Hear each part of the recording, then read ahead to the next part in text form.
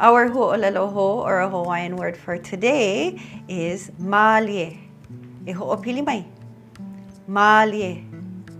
And it can also be pronounced mālia. And it means the same thing. Mālie and mālia means calm, peaceful. And it's a word that we use to describe many different things, a person's characteristics or even the weather. If it's a very beautiful, calm day with a light, gentle breeze, we say mālie. Yeah, our weather is mālie. And it's also a way that we describe the ocean. So when you're gonna go holo on the ocean, on the kai, and it's a nice day to go on the ocean, you say, oh, mālie ke kai. The ocean is nice and calm, perfect to go out on the boat today. So let's try that one more time. Oya, mālie. Let's try the other one. Mālia. Mai ka ino. Ahui ho, malama pono.